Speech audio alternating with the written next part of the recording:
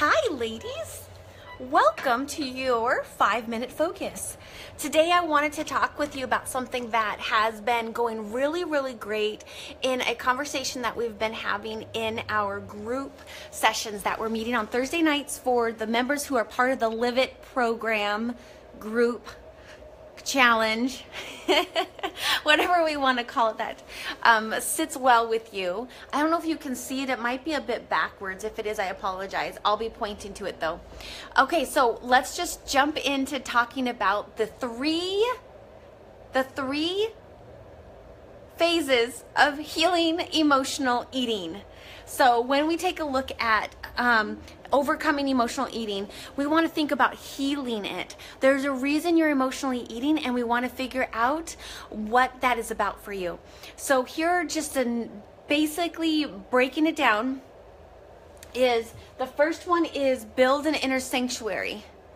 So it's probably backwards, but build an inner sanctuary. That means that we need you to stop hating yourself, being mean to yourself, beating yourself up, judging yourself, and being so critical that you just feel miserable and full of distress all the time. Instead, we really want you to come from a place of taking great care of yourself, self-love, so that it's actually safe to turn inward, to comfort yourself and nurture yourself.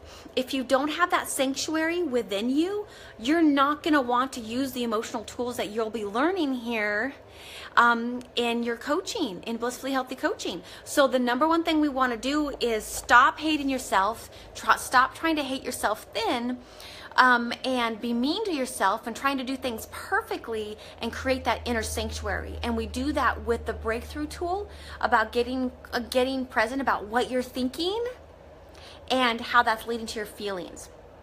Okay, so overall, just super quick today, is we want to build an inner sanctuary. Okay, number 2 is then to dismantle the emotional attachments to food and also to the weight.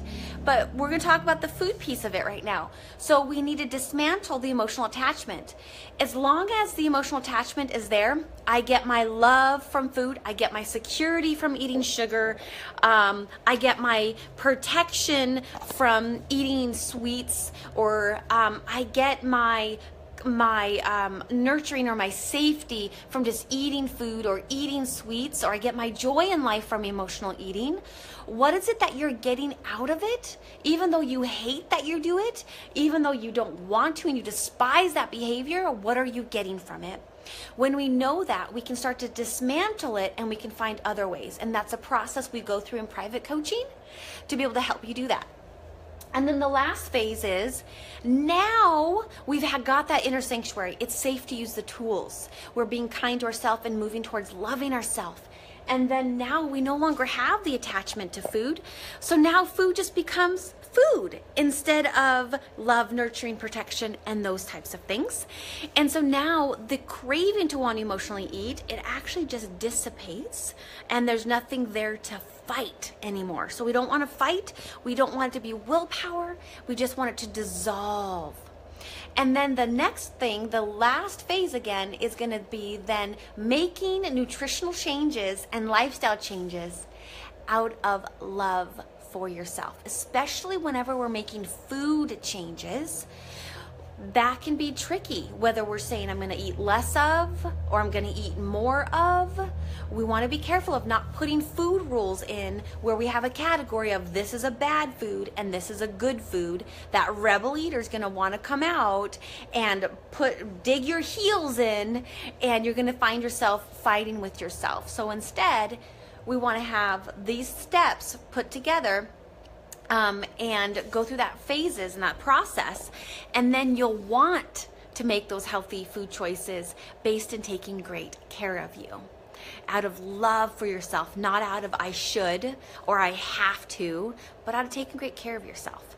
So these are the 3 phases to healing emotional eating, and this is what we work on in private coaching and in group coaching, and that is what we're working on here in the daily boosts as well. So I hope this kind of brings it all together for you, and you're having more of an understanding about maybe where you are and what you need to work on. And of course, you can kind of go up and down to the different phases depending on the amount of stress that you have going on in life. All right, ladies, I hope you have a really great Friday. Stay connected, stay engaged here in this group. This is your community. You are not alone, and this is something you can overcome. You can overcome this emotional eating, and you can release this weight as a side effect of not having that emotional eating that is happening. All right, I'll talk to you guys soon. Bye.